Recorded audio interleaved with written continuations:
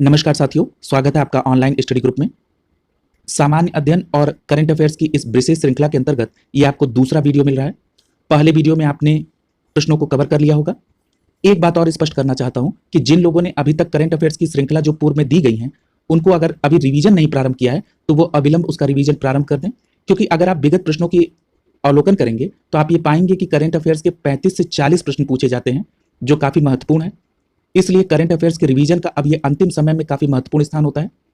इस वीडियोस के माध्यम से सामान्य अध्ययन के वे प्रश्न सम्मिलित किए जा रहे हैं जिनको अधिकतर परीक्षार्थियों के द्वारा गलत कर दिया जाता है। वो ज्यादा उनके तैयारी के दौरान इन प्रश्नों को वो कवर नहीं कर पाते हैं। दूसरे करंट अफेयर्स के उन प्रश्नों को सम्मिलित किया जा रहा है जो अभी तक करंट अफेयर्स की श्रृंखला में शामिल नहीं हो पाए थे। तो चलिए शुरू करते हैं आज का ये वीडियो। इसमें सबसे पहला प्रश्न ग्लेशियर से संबंधित है। सियाचिन ग्लेशियर लद्दाख से संबंधित, जेमू ग्लेशियर सिक्किम और नेपाल से, वहीं बंदरपूछ, मिलाम और चौराबाड़ी ग्लेशियर का संबंध उत्तराखंड से है। अगर आप सोनापानी, बारासिगरी ग्लेशियर की बात करेंगे तो इसका संबंध हिमाचल प्रदेश से है। अगला प्रश्न साइंस का है। इसमें बताया जा रहा है कि जो हाइड्रा होता है उसमें श्वसन अंग और रक्त अनुपस्थित होता है और इसके कारण हाइड्रा श्वसन की क्रिया विसरण के माध्यम से संपन्न करता है। अगला समिति से संबंधित प्रश्न है। Justice MB. शाह समिति ये काले धन पर बनी थी। वहीं अगली समिति है एस.एस. तारापुर समिति, ये पूंजी खाते में परिवर्तनीयता के लिए एस्टेब्लिश की गई थी। अगली समिति है गोई पेरिया समिति, ये समिति बैंकिंग सेवा में सुधार के लिए एस्टेब्लिश हुई थी। अगली समिति है रतन वी पटल समिति। रतन वी पटल समिति डिजिटल पेमेंट सिस्टम में और एनहेंस करने के लिए एस्टेब्लिश की गई। अगला प्रश्न करंट अफेयर से है, या आप इसको योजना से संबंधित समझ लीजिए। योजना से संबंधित प्रश्न पूछे जाते हैं और कई बार उनके क्रम को एस्टेब्लिश करने के लिए पूछ लिया जाता है, इसलिए इनके स्टार्टिंग ईयर को आपको जानना जरूरी है। स्वच्छ भारत मिशन ये 2014 में, सुकन्या समृद्धि योजना और अमृत योजना ये दोनों योजना 2015 में, प्रधानमंत्री उज्ज्वला योजना 2016 में, पीएम किसान सम्मान निधि 2018 में, सुरक्षित मातृत्व आश्वासन यानी सुमन योजना 2019 में प्रारंभ की गई थी। अगला है, यहां कुछ अनुच्छेद के बारे में जिक्र है। इन अनुच्छेद को लेने के पीछे तर्क यह है कि अभी हाल ही में उत्तर प्रदेश और अन्य राज्यों में चुनाव हुए जिसमें मुख्यमंत्री की नियुक्ति हुई, तो उनसे संबंधित अनुच्छेद आपको जानना जरूरी है। अनुच्छेद 164 में मुख्यमंत्री की नियुक्ति है। अनुच्छेद 155 में राज्यपाल की नियुक्ति है। अनुच्छेद 75 में प्रधानमंत्री की नियुक्ति है और अनुच्छेद 54 में राष्ट्रपति महोदय की नियुक्ति का प्रावधान है। अगला है, वानर सेना और मंजरी सेना का संबंध किस आंदोलन से है? तो आपका जवाब होगा सविनय अवज्ञा आंदोलन से संबंधित है वानर सेना और मंजरी सेना। अगला है, कुछ अयस्क के खनन क्षेत्र की बात हो रही है, तो उनके स्थान और संबंधित धातु के नाम या अयस्क के नाम, जैसे गुरु महिसानी ये लौह अयस्क के खनन से संबंधित है, जावर का संबंध सीसा से है, जादूगुड़ा का संबंध यूरेनियम से है और तलचर का संबंध कोयला से है। इसको आप याद रखेंगे, इससे संबंधित प्रश्न बनते हैं। अगला प्रश्न करंट अफेयर से है। एशिया पावर इंडेक्स 2021, याद रखिएगा ये Asia power index 2021 Loewi institute के द्वारा जारी किया गया और अगर इसमें आप टॉप 4 कंट्रीज को देखें तो नंबर 1 पे यूएसए है, दूसरे नंबर पे चीन है, तीसरे नंबर पे जापान है, चौथे नंबर पर भारत है। अगला पॉलिटी का सेक्शन है। संविधान सभा के पहले अस्थायी अध्यक्ष कौन थे? तो आपका सही जवाब होगा सच्चिदानंद सिन्हा। अगर संविधान सभा के पहले स्थायी अध्यक्ष की बात की जाए तो डॉक्टर राजेंद्र प्रसाद। अब यहां पर एक ये प्रश्न जो अधिकतर पूछा भी गया और गलत भी उतना ही किया गया। संविधान सभा की यदि पहले अस्थायी उपसभापति की बात की जाए तो फ्रैंक एंथोनी है और अगर संविधान सभा के पहले स्थायी उपसभापति की बात की जाए तो H.C. मुखर्जी है। इन नामों को भी आप याद कर रखेंगे। अगला है हॉर्न ऑफ अफ्रीका। यह प्रश्न काफी पूछा जाता है। हॉर्न ऑफ अफ्रीका की यदि आप आकार की बात करेंगे तो यह सींग के आकार जैसा दिखता है और अगर आप इसकी स्थिति की बात करेंगे तो हॉर्न ऑफ अफ्रीका अफ्रीका के उत्तर पूर्वी इलाके में है। और दूसरी बात कि हॉर्न ऑफ अफ्रीका में कौन कौन से देश आते हैं? तो इसमें सोमालिया, इथियोपिया, जिबूती और इरिट्रिया आते हैं। कई बार यह प्रश्न पूछा गया कि निम्नलिखित में से कौन हॉर्न ऑफ अफ्रीका में सम्मिलित नहीं है, तो इन देशों के अगर आपको नाम याद रहेंगे तो आप इजिली एलिमिनेट कर लेंगे। अगला है, ये करंट का प्रश्न है, एबेल पुरस्कार 2022, याद रखिएगा ये एबेल पुरस्कार 2022 ये अमेरिकी गणितज्ञ हैं जिनका नाम है डेनिस पार्नेल सुलिवन। ठीक है, क्या नाम है? Dennis Parnell Sullivan. इनको एबेल पुरस्कार 2022 मिला और याद रखिएगा यह पुरस्कार Norwegian Academy of Science and Letters के द्वारा प्रदान किया जाता है। अगला है, केंद्र और राज्य से संबंधित जो कुछ समितियां हैं ये भी काफी परीक्षाओं में पूछी जाती हैं। जैसे अगर आपसे पूछा जाए कि शीतल वाड़ समिति का संबंध कैसे है, तो आप सीधे बताएंगे केंद्र और राज्य के संबंध से। अगर पूछा जाए कि वेंकट चलैया समिति का संबंध, ये भी केंद्र और राज्य से है। और राजमन्नार समिति का संबंध भी केंद्र और राज्य के संबंध पर आधारित है। अगला प्रश्न है करंट अफेयर से, हाल ही में सीडैक ने एक भारत में विकसित सर्वर का लोकार्पण किया, उसको विकसित किया है, उसका नाम क्या है? तो उसका नाम है रुद्रा। यहां पे आपको दो बातें याद रखनी होंगी। पहली बात तो कई बार सीडैक का फुल फॉर्म भी पूछ लिया गया है। सीडैक का फुल फॉर्म होता है centre for development of advance computing. और दूसरी बात कि जो भारत का पहला स्वदेशी सर्वर रुद्रा विकसित किया गया वो किसके द्वारा विकसित किया गया? तो आपका जवाब होगा सीडैक के द्वारा। अगला प्रश्न खेल से है और करंट से। ये ऑस्ट्रेलियन ओपन 2022 को राफेल नडाल ने जीत लिया। राफेल नडाल का संबंध स्पेन से है और याद रखिएगा राफेल नडाल ने डेनियल मेदवेदेव को, जो कि रूस के हैं, उनको पराजित किया और राफेल नडाल का ये 21वां ग्रैंड स्लैम है। इतनी बात आपको ऑस्ट्रेलियन ओपन 2022 के बारे में याद होनी चाहिए। अगर मैं चाहता तो सभी ऑस्ट्रेलियन और अतिरिक्त जो भी ओपन टूर्नामेंट है उनका जिक्र कर देता, लेकिन अगर आप एक एक करके रखेंगे तो आपको इजीली याद भी हो जाएगा और आपको बहुत बर्डन में महसूस नहीं होगा। अगला देखिए घास के मैदान से संबंधित प्रश्न है। अगर हम प्रेयरी घास के मैदान की बात करें तो ये उत्तरी अमेरिका में, अगर हम वेल्ड घास के मैदान की बात करें तो ये ऑस्ट्रेलिया में, पंपास घास के मैदान दक्षिणी अमेरिका में और डाउन्स घास के मैदान अफ्रीका कॉन्टिनेंट में पाए जाते हैं।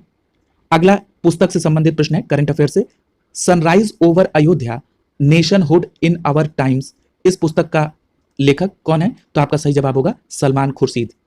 अगला प्रश्न है अधीनस्थ न्यायालयों से संबंधित। अधीनस्थ न्यायालय के संबंध में अगर आप इनका उल्लेख भाग में पूछेंगे तो ये 6वें भाग में उल्लेखित है। और अगर आप अधीनस्थ न्यायालय के संबंधित अनुच्छेद की बात करेंगे तो ये अनुच्छेद 233 से लेकर 237 तक उल्लेखित है। और अगर आप जिला न्यायाधीशों की नियुक्ति की बात करेंगे तो याद रखिएगा जिला न्यायाधीशों की नियुक्ति राज्यपाल द्वारा की जाती है, राज्य के हाई कोर्ट के परामर्श के द्वारा। दूसरी बात, अगला प्रश्न है साइंस से संबंधित है। इसमें पूछा जा रहा है कि पौधे के प्राथमिक पोषक तत्व क्या है। कल हमने पौधे के जो सूक्ष्म पोषक तत्व हैं उसकी चर्चा की थी। आज मैं यहां पर पौधे के प्राथमिक पोषक तत्व की बात कर रहा हूं। जो प्राथमिक पोषक तत्व हैं वो नाइट्रोजन, फास्फोरस और पोटेशियम है। मध्यकालीन इतिहास के अंतर्गत जो विभिन्न मुगल शासकों के द्वारा जो विभागों को स्टैब्लिश किया गया था ये उनके बारे में दिया जा रहा है। यहां से एक प्रश्न निश्चित तौर पर आता है, जैसे दीवान ए अमीर कोही, याद रखिएगा ये कृषि विभाग से संबंधित है और इसको किसने स्टैब्लिश किया था? तो आपका सही जवाब होगा मोहम्मद बिन तुगलक के द्वारा। अगर आपसे पूछा जाए कि दीवान ए खैरात, तो याद रखिएगा ये रोजगार से संबंधित विभाग है और इसका स्टैब्लिशमेंट किसके द्वारा किया गया? तो आपका जवाब होगा फिरोज शाह तुगलक के द्वारा। अगले विभाग का नाम है दीवान ए अर्ज। ये दीवान ए अर्ज सैन्य विभाग से संबंधित है और इसका स्टैब्लिशमेंट बलबन द्वारा।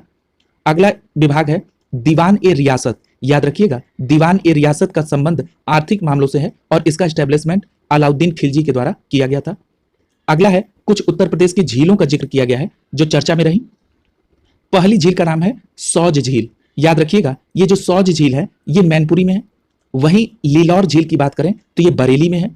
नौह झील जो है ये मथुरा में है और सरवई झील या जिसको आप सरवई नागर झील के नाम से जानते हैं ये इटावा में स्टैब्लिश है। इन बातों को याद रखिएगा, ये चर्चा में भी है।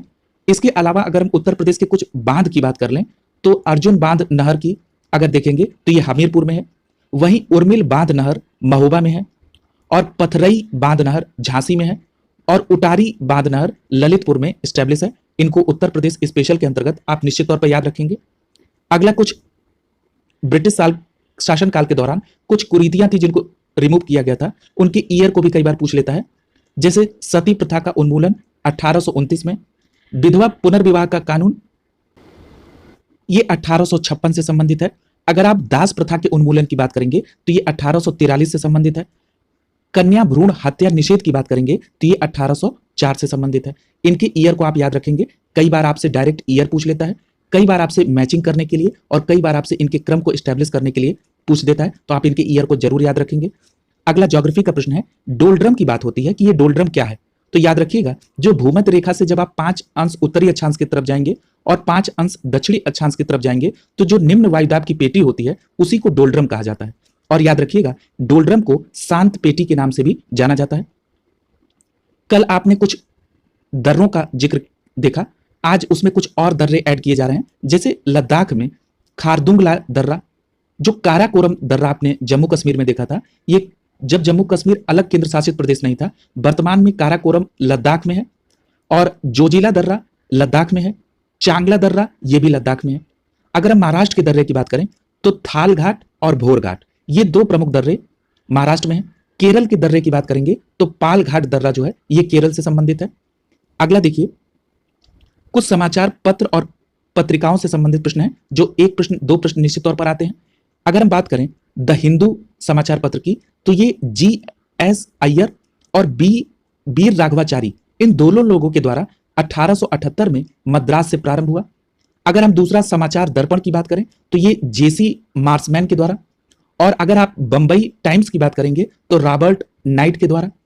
अगर आप मद्रास स्टैंडर्ड की बात करेंगे तो 1914 में मद्रास से एनी बेसेंट ने प्रारंभ किया, और याद रखिएगा इसी मद्रास स्टैंडर्ड का नाम बदलकर 1916 में न्यू इंडिया के नाम से यह पब्लिश हुआ।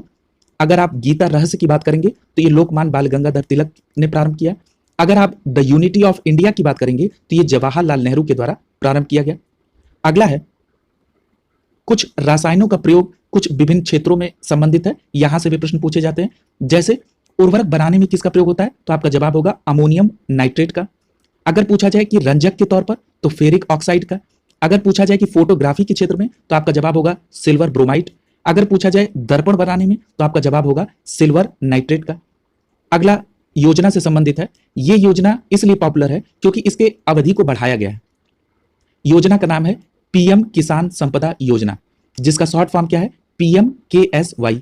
पहली बात तो जो प्रधानमंत्री किसान संपदा योजना है इसका प्रारंभ कब हुआ तो आपका जवाब होगा 2017 में।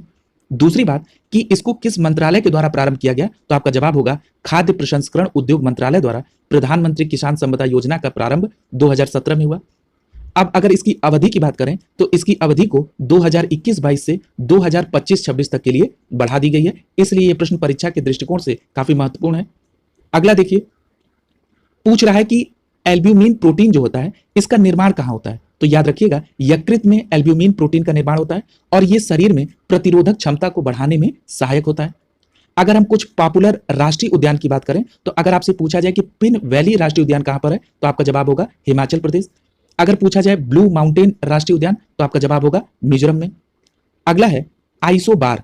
ये उपकरण है जो मापन के काम में आते हैं, तो आइसो बार का प्रयोग दबाव को फाइंड आउट करने के लिए, आइसो हाइट का प्रयोग वर्षा की मात्रा को, आइसो हेलाइन का प्रयोग लवणता को पता करने के लिए, और आइसो वाल का प्रयोग गति को मापने के लिए किया जाता है।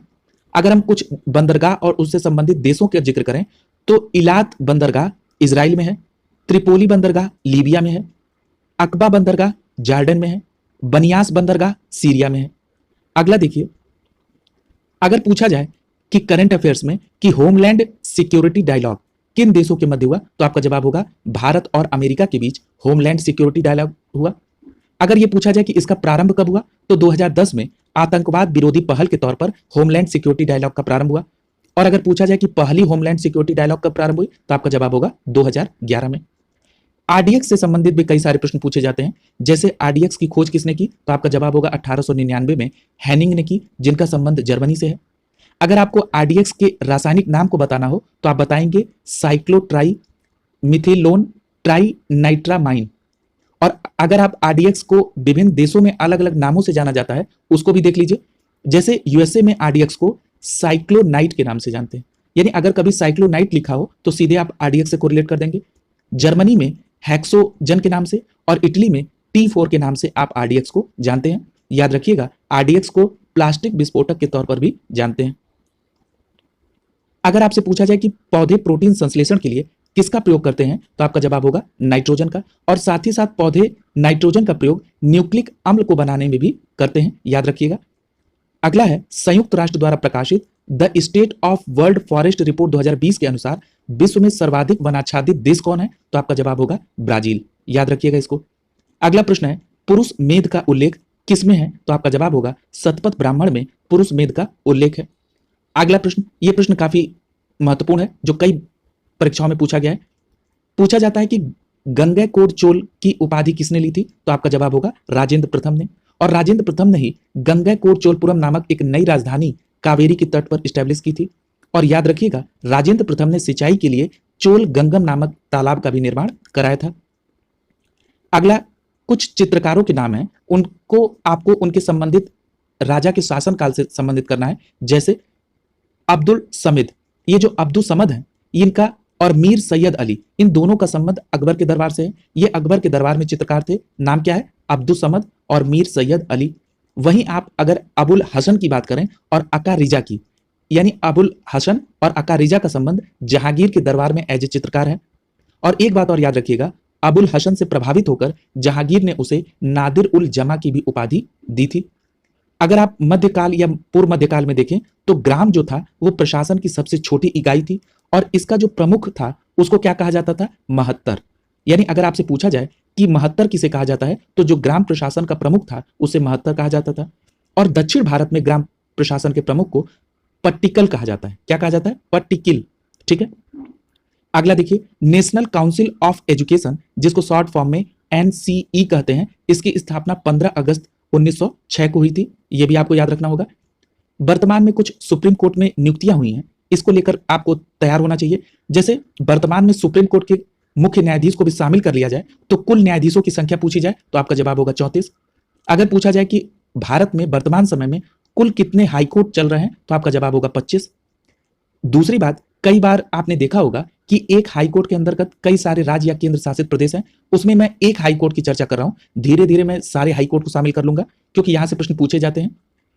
मैंने उन सभी हाईकोर्ट को शामिल करूंगा जिनकी अधिकारिता एक राज्य से ज्यादा में है। जैसे गुवाहाटी उच्च न्यायालय की बात करें तो इसकी अधिकारिता असम, नागालैंड, मिजोरम और अरुणाचल प्रदेश, इन 4 राज्यों में गुवाहाटी उच्च न्यायालय की अधिकारिता है। याद रखिएगा इसको। अगला करंट से संबंधित है, बीजिंग शीतकालीन ओलंपिक का उद्घाटन कब हुआ, तो 4 फरवरी 2022 को। दूसरी बात जो महत्वपूर्ण है कि बीजिंग शीतकालीन ओलंपिक में भारत के एकमात्र खिलाड़ी क्वालिफाई कर पाए जिनका नाम है आरिफ मोहम्मद खान। और याद रखिएगा, आरिफ मोहम्मद खान का संबंध जम्मू कश्मीर केंद्र शासित प्रदेश से है। आगे मैं कुछ अनुच्छेद का उल्लेख कर रहा हूं। आपने देखा होगा कि मैंने कभी भी एक साथ लगातार अनुच्छेद नहीं दिए क्योंकि फिर वो बहुत हेडक हो जाता है, और न तो मैं बहुत पॉपुलर अनुच्छेद दूंगा। जैसे मैं ये नहीं बताऊंगा कि अनुच्छेद 14 का संबंध विधि की समझ समता का है, अनुच्छेद 17 का संबंध अस्पृश्यता से है। ये आपको मालूम होगा। मैं उन अनुच्छेदों का जिक्र करना जरूर चाहता हूं जिन अनुच्छेदों को आप किसी कारण मिस कर देते हैं या बहुत ज्यादा फैमिलियर न होने के कारण वो आप गलत कर देते हैं, लेकिन पूछे वो जाते जरूर हैं। जैसे अनुच्छेद 143, ये सुप्रीम कोर्ट से विधि के प्रश्न पर राय लेने का अधिकार राष्ट्रपति को प्रदान करता है। कौन, अनुच्छेद 143। यदि आप अनुच्छेद 114 को देखें तो ये विनियोग विधेयक की परिभाषा को देता है। अब प्रश्न ये उठता है कि विनियोग विधेयक क्या होता है। तो जब सरकार को संचित निधि से धन की निकासी करनी होती है तो वो संसद में एक विधेयक लाती है, उसी विधेयक को आप विनियोग विधेयक के नाम से जानते हैं। और इसकी परिभाषा का उल्लेख किस अनुच्छेद में है, तो याद रखिएगा 114 में है। अनुच्छेद 108 में दोनों सदनों की संयुक्त बैठक का प्रावधान है। अगर आप अनुच्छेद 76 की बात करें तो भारत के जो महान्यायवादी है वो अनुच्छेद 76 से संबंधित है, और अनुच्छेद 88 भी भारत के महान्यायवादी से संबंधित है। कैसे, अनुच्छेद 88 में भारत के महान्यायवादी को संसद में उपस्थित होने, किसी टॉपिक पर बोलने, कार्रवाई में भाग लेने का अधिकार है, लेकिन मत का अधिकार नहीं है। अगला है अनुच्छेद 98, जिसमें संसद के सचिवालय का जिक्र हुआ है। अनुच्छेद 98 में संसद का सचिवालय। अगर आप अनुच्छेद 100 का सब क्लॉज 1 देखेंगे तो इसमें सभापति या अध्यक्ष का जो निर्णायक मत होता है उसके बारे में चर्चा है। निर्णायक मत का आशय यह है कि जब संसद में दोनों तरफ से इक्वल वोटिंग हो जाती है तो निर्णायक मत के तौर पर सभापति और अध्यक्ष वोट करते हैं। इसका प्रावधान अनुच्छेद 100 के सब क्लॉज 1 में है। वहीं अनुच्छेद 102 में देखें तो संसद सदस्यों की निरर्हताएं भी हैं, और अनुच्छेद 105 के तहत संसद के विशेषाधिकार का प्रावधान किया गया है। अगर आप अनुच्छेद 34 को देखें तो अनुच्छेद 34 मूल अधिकारों पर तब प्रतिबंध लगाता है जब भारत में कहीं पर मार्शल लॉ लागू है। इसको भी आप याद रखेंगे।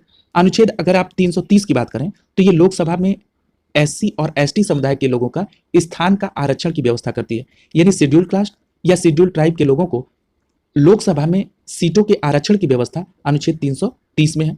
अगर आप अनुच्छेद 109 की बात करें तो ये धन विधेयक के संबंधित प्रक्रिया की बात करता है। मतलब इसका मतलब यह है कि जैसे आपने पढ़ा होगा कि धन विधेयक को लोकसभा में प्रस्तुत करते हैं और राज्यसभा में यह प्रस्तुत नहीं किया जा सकता है, शुरुआत में 14 दिन की समय सीमा होती है। ये सारी प्रक्रिया अनुच्छेद 109 में है।